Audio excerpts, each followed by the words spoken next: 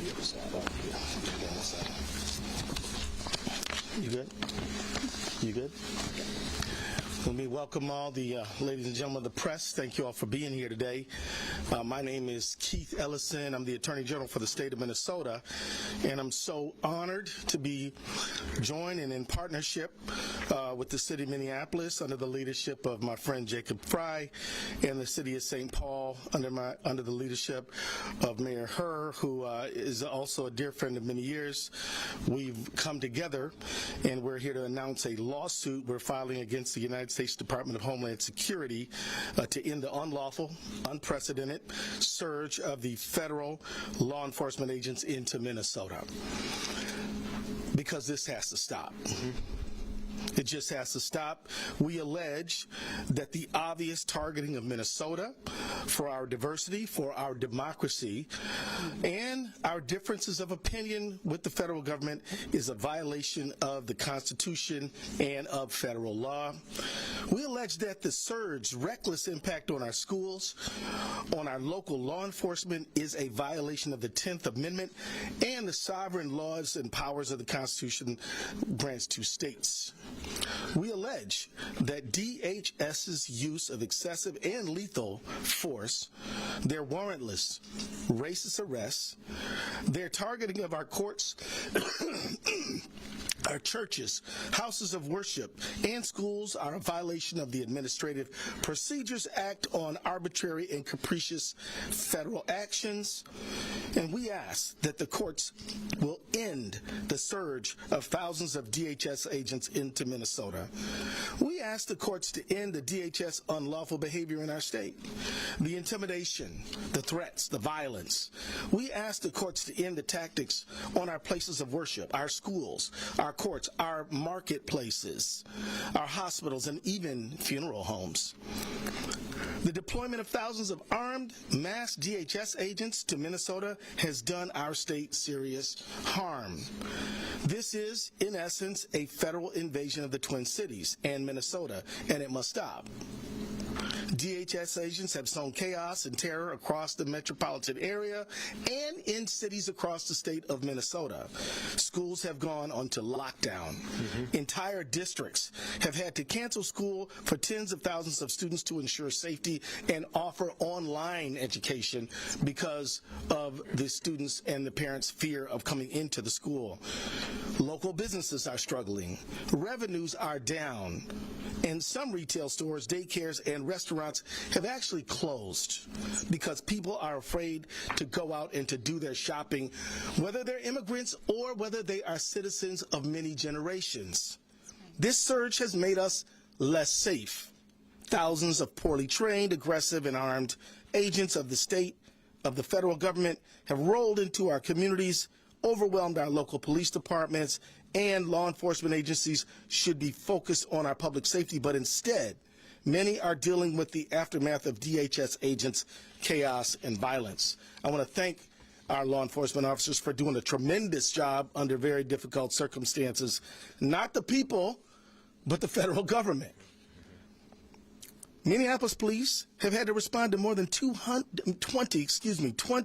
ICE-related incidents, like witnesses seeking people being pulled into unmarked vehicles by men en masse, or ICE abandoning vehicles on the street with people detained inside.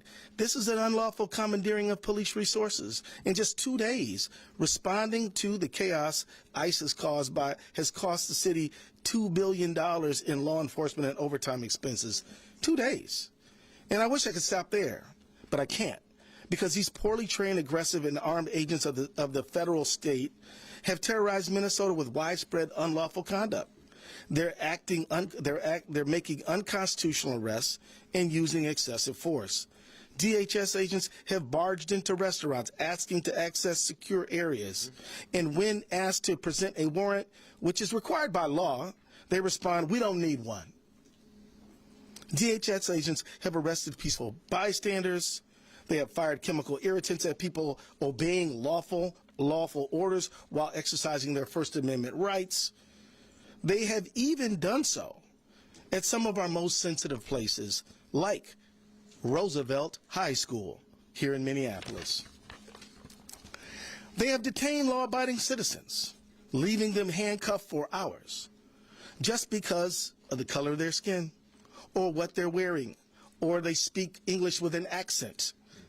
And on January 7th, 2026, a DHS agent shot and killed Renee Nicole Good, leaving her children without a mother and her 6-year-old son without either parent. This has to stop. So let's be clear. It never should have started.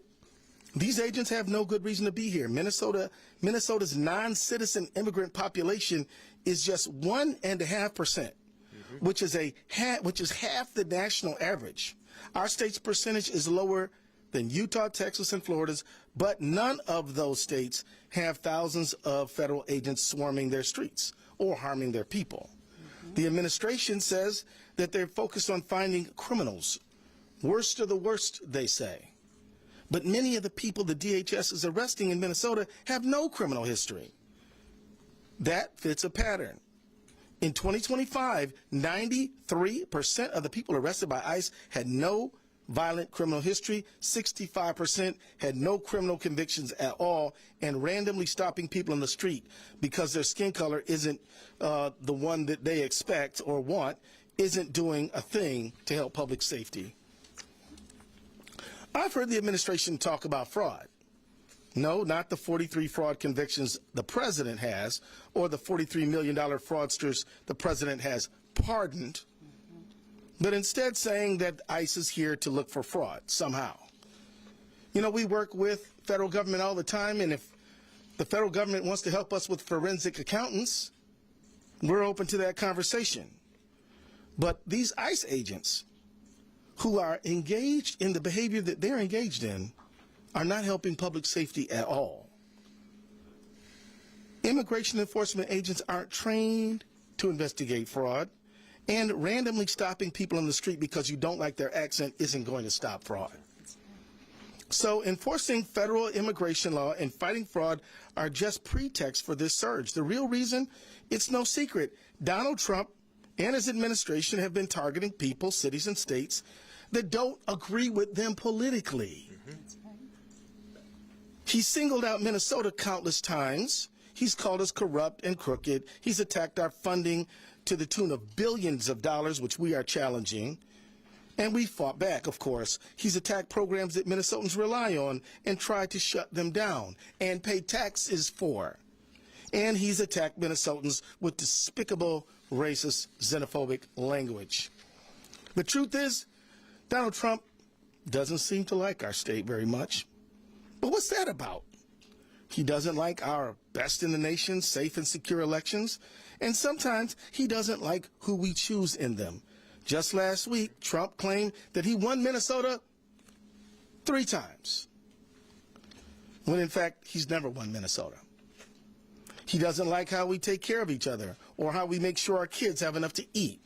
He doesn't like the strength that immigrant communities bring to our state. And he doesn't seem to like that we protect our neighbors no matter where they were born. In short, the Trump administration's decision to target Minnesota and Twin Cities is motivated by a desire to retaliate against Trump's perceived political opponents, who are the people of the state of Minnesota and Twin Cities, rather than any good faith concerns about immigration enforcement, public safety, or law enforcement. In conclusion, I didn't have the pleasure and the benefit of knowing Renee Nicole Good, but her friends and family knew her as someone who was kind, someone who loved her family deeply, and someone willing to stand up for her neighbors. That sounds like the Minnesota that I know. The administration wants to paint false political narratives about us, but we know who we are and we know our rights. The Constitution gives Minnesota the sovereign authority to protect health and well-being of every single person who lives on our borders. The Constitution gives us the right to vote for who we want, pray however we want, and be whoever we want, without fear of being racially profiled, assaulted, or killed in our own communities. We're going to defend those rights because, as much as they'd like to believe it, DHS is not above the law, and the people of Minnesota are certainly not beneath it let me now bring forward my mayor, the mayor where I go home at night and is doing a wonderful job protecting our city, Mayor Jacob Fry.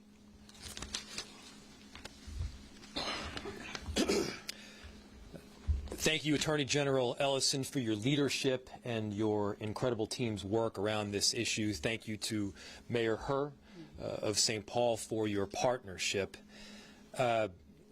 These are not normal times, and so the response that we are asking for from the judicial system and from the courts requires that we file suit at this particular moment. What we are seeing right now is not normal immigration enforcement. We are not asking ICE not to do ICE things. We are asking this federal government to stop the unconstitutional conduct that is invading our streets each and every day. You've seen the videos. At times there are as many as 50 agents arresting one person. The scale is wildly disproportionate and has nothing to do with keeping people safe. In Minneapolis, we've done work extensively with the federal government under multiple administrations to keep people in our city safe. We have worked with the DEA, the ATF, the FBI, the Attorney General's office, as well as the U.S. Attorney's office, to successfully drive down crime in our city. We've seen the results of that work, but let's be clear. The stated reason of this federal government for bringing in this full invasion of ICE and border control is not safety. If it were safety, there would be other mechanisms to achieve safety. By the way, crime is down in virtually every category, in virtually every neighborhood of this city. If this were about fraud, then you'd see an invasion perhaps of accountants. But that's not what you see. What you see is people being indiscriminately taken off our streets. Discrimination only takes place to the extent that a determination has made that somebody is Somali or is Latino, or at least they look that way, and then there is virtually no discrimination thereafter. Here's the thing. You can't indiscriminately take people off our streets, American citizens off our streets. You cannot drag pregnant women through the snow. You're not allowed to take teenagers out of their car and detain them when they are in fact American citizens. That is against the law in every state. That is against our United States Constitution. And we're feeling the impact here in Minneapolis. Schools have closed. People are afraid to go to work, shop, or seek medical care. 911 calls are up. Police resources are indeed stretched thin. We have approximately 600 officers in the city of Minneapolis. Mayor Herr has approximately 600 officers in the city of St. Paul. The number of ICE agents and border control are now in the thousands. They are in the thousands. If the goal was immigration enforcement, if the goal were simply to look for people that are undocumented, Minneapolis and St. Paul would not be the place where you would go. There are countless more people that are undocumented in Florida and Texas and Utah. Why are they in these much smaller cities in the middle of the Midwest? The answer is very clear. It is politics. Florida and Texas and Utah are Republican states. The reason that Minnesota and Minneapolis are being targeted is because you've got a Democratic governor, a Democratic Attorney General, and you got Democratic mayors. We are doing everything possible to keep our cities safe through this unprecedented time, and at the same time, we have police officers that are tired. We've seen damage substantially because we're now having to pay a ton of overtime. Millions of dollars of emergency overtime for law enforcement. Emergency operations have been activated across our city and state agencies, pulling focus on daily core services that we, by the way, are tasked with providing. Local police officers are being diverted from the very work that we need to be doing, and small businesses are losing significant revenue, with some worried that they may not survive this at all. People are scared to take their kids into school or daycare, to go into work, They're going to have difficulty paying rent. There is no doubt in my mind the kind of action that the federal government is taking is not just mean-spirited. It's unconstitutional, and every one of us need to be standing up. Let me give you another example. Just last week, a group of our city's public works employees were stopped by ICE agents. 3 of the 4 employees were not white. The ICE agents asked to see the IDs of the 3 non-white employees and didn't even bother to ask the white employee for the identification. Minneapolis is being targeted because we stand up for our neighbors and we welcome immigrants, because we believe in the law. And as I said, frankly, because we are in a blue city, in a blue state. Donald Trump should know. As long as federal agents are in our city acting unconstitutionally against our neighbors, we will continue to push back with everything we got. And let me just take a moment to say how grateful I am to the residents of our city and of our state. We are not victims in the city of Minneapolis. We've got heroes that are standing up for each other, that are standing by the neighbors that they love. And one thing that I can tell you for certain is that we aren't backing down. We don't retreat in Minneapolis. We don't back down in Minnesota. We stand up against bullies, and right now, what we are asking for is an intervention from the court to push back on this unconstitutional conduct, pure and simple. I'll now turn it off to Mayor Herr.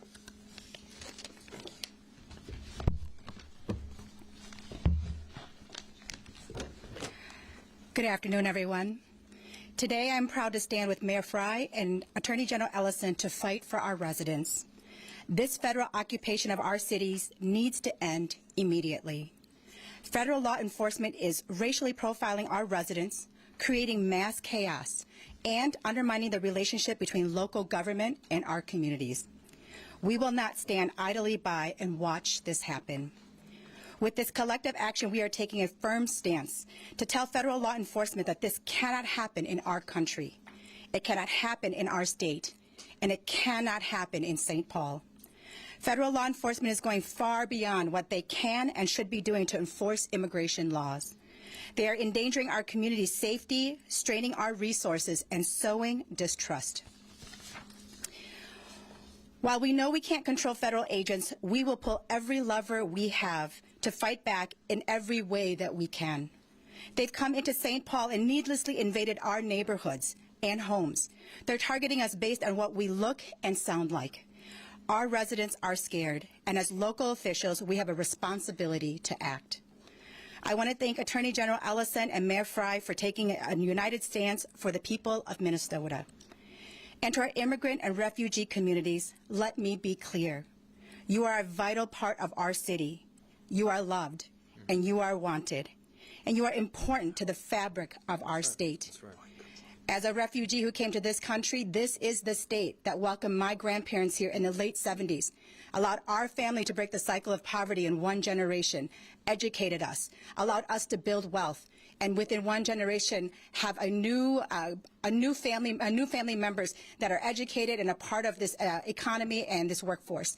That we need to continue to make sure that our state stays that, and that can't happen if ICE continues to run amok of our city and our state. And so we cannot let this federal administration divide us. We need to come together now more than ever. Thank you. Thank you. Great job. So now we have a few minutes for questions. I want to acknowledge the vital presence of President Elliott Payne of our Minneapolis City Council here on behalf of all of the council members, I think, in the council, representing the council. Thank you for your presence here, sir. And I also want to say thank you to all of our staff members who've worked so hard to prepare us for this moment. They all are very, very critical to the work that we do every day, and we're grateful to them as well. And they may help us answering some of your questions. We have about 15 minutes for questions, and so I'll select the first person who I see. Tom? General Ellison, there's been some success in getting the National Guard out of some states with lawsuits like this, but that was over a question of what the role of the National Guard is. it's pretty clear what ICE's role is. Is that going to make this legal challenge more difficult? I don't think so, because ICE, as I think the Mayor Fry said very well, ICE has statutory responsibility to do a certain job. Where our argument is they are exceeding that dramatically in unconstitutional, unlawful ways, violating our First and 10th Amendment rights, our equal sovereignty principle, and provisions of the Administrative Procedures Act. They have to obey the law themselves as they carry forth their statutory duties. We argue they're not doing that. They have to do their. They have to operate within the law and the Constitution. Yes, sir. Hey, A.G. Ellison, A.C. Thompson from PBS Frontline. Thanks for being here. Thank you. Is this litigation aimed at restraining the use of crowd-control weapons, less lethal weapons? Our whole crew got pepper sprayed today by federal agents. Are you aiming to do anything about that? Well, one thing I'd like to ask you to do is to make a complaint and make sure people know what happened to you and your crew. Part of what our case is about is First Amendment protection. We believe that the federal government is persecuting the state of Minnesota because of our political views. And that goes, and look, the First Amendment, the press is protected by the First Amendment, and is vitally important in this moment when freedom of the press and every First Amendment right is under a threat by the federal government. So I'm going to ask you to let us know what happened. But yeah, we're trying to restore lawful conduct and make sure that the federal government operates within the boundaries of the law, which they're required to do. Yes, sir. This is really something that's obviously really ramped up in the last week. Right. What kind of timeline can you expect on this suit? What are you looking at? What's your office kind of expecting? Well, we filed a lawsuit already. It's on file right now.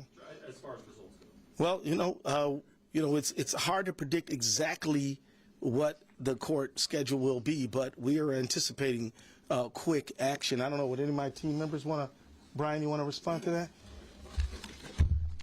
Brian Carter, Special Counsel to the Attorney General. I don't know if we filed quite yet, but we do have a motion for a temporary restraining order that's going to be filed today. We're going to ask that the court hear that motion tomorrow morning. There's another similar motion in a separate but related lawsuit that's scheduled for that time. We're going to try and piggyback on that, and we're going to be asking for immediate relief. Brian Carter, everybody. Way in the back. St. Paul have any specifics on overtime for police officers in the way that Minneapolis has some staff? Yeah, we do know that we have had we've had to open our command center in order to monitor the city. We've had to have all of our officers in uniform, so that we do have information as well, and we'll be sharing more of that information in the days to come as it relates to this lawsuit.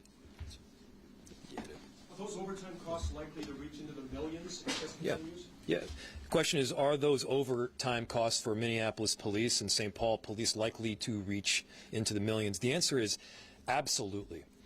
We have normal core functions that we are tasked with doing on a daily basis. We are required to respond to 911 calls. We are trying to prevent murders from happening and carjackings from taking place. And by the way, the work of our police has been driving down those numbers substantially. Our police officers have performed admirably because they're not just doing their day-to-day job. They're also responding to countless 911 calls that people are being kidnapped, that agents in unmarked uniforms, in unmarked cars, are simply taking people off the streets that are American citizens. They're required to do the work to keep the peace. Our police officers are doing the work to keep the peace and to keep people safe. With 600 officers, we can't do all of those things all of the time. Not to mention, our officers are human beings, and therefore there is a point where they get tired.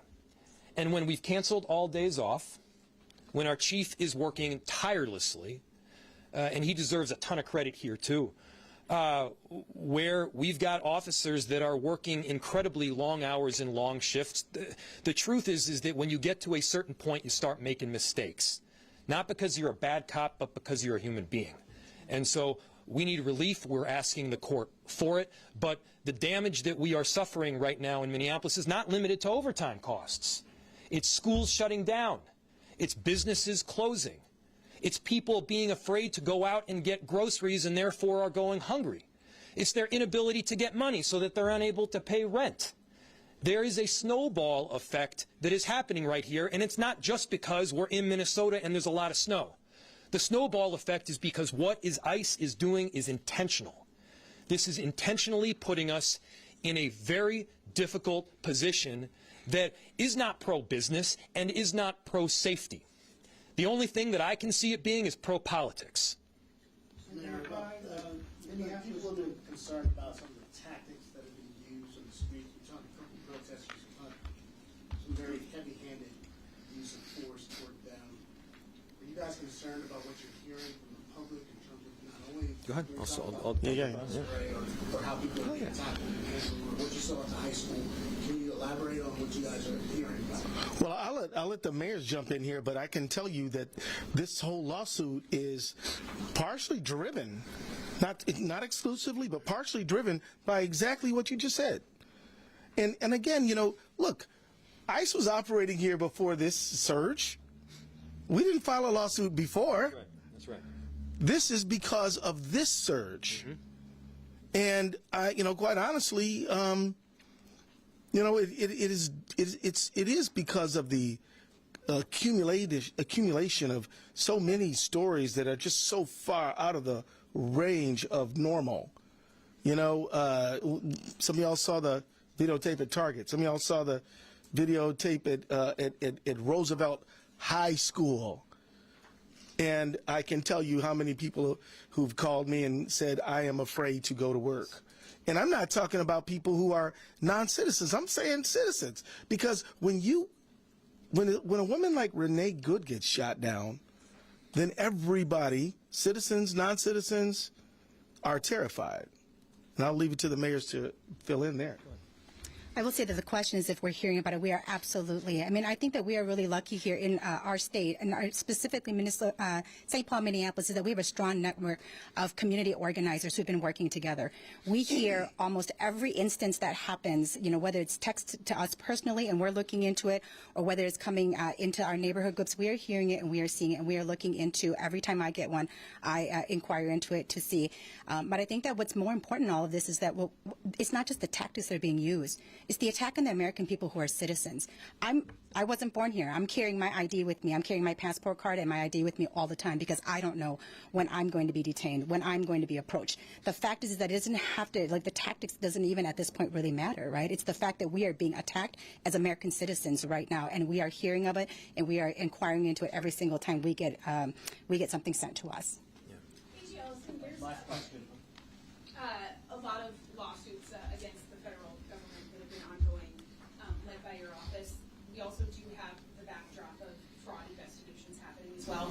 Can you just speak about how resources are being doled out in the Attorney General's office and who's being dedicated to fighting the federal government? Our Medicaid fraud unit is hard at work. We've prosecuted and convicted over 300 people since I've been Attorney General for Medicaid fraud, and other people in our office who do agency representation. They're working hard, but the people who work on what I call federal accountability, they're busy too, because the federal government has tried to deprive our state of money that we're entitled to by statute, that has been appropriated to our state, and if we don't fight for it, we won't get it, and that will deprive the people of the state of Minnesota of resources and money that they deserve. And I'm talking about things like SNAP benefits, housing benefits, child care benefits, all kinds of benefits, National Institute of Health benefits, FEMA benefits that they've tried to unconstitutionally deprive us from.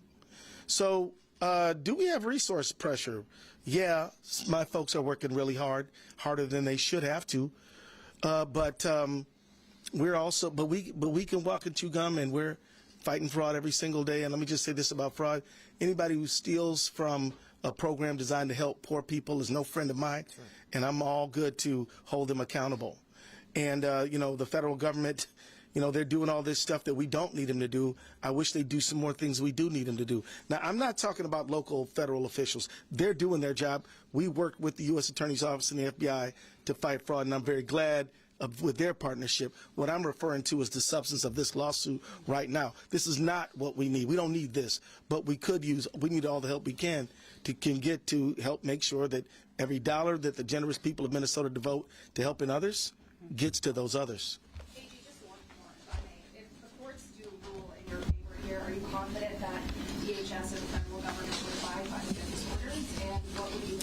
Yes, I am.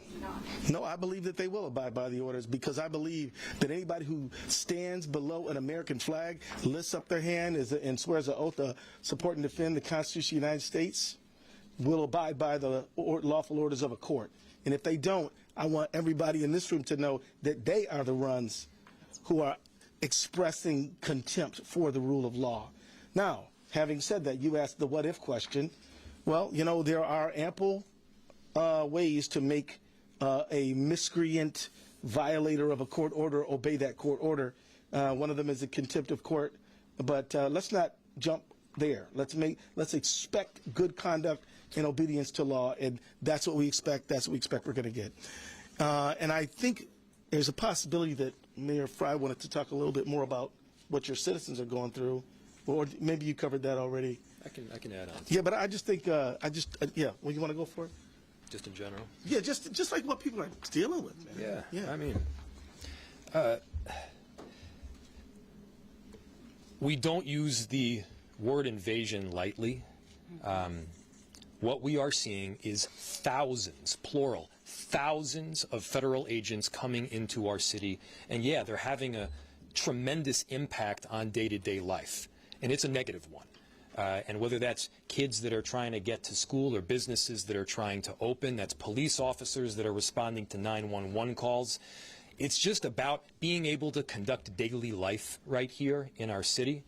And look, this is not about fraud.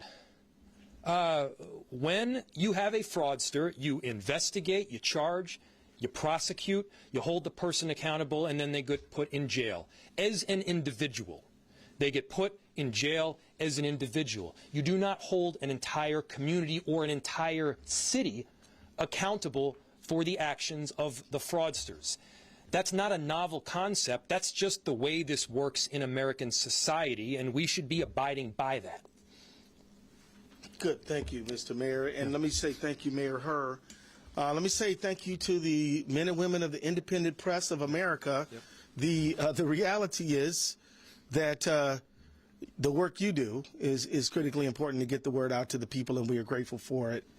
And with that, we're going to conclude, but I'm sure any of us will be willing to talk to y'all offline. Bye-bye.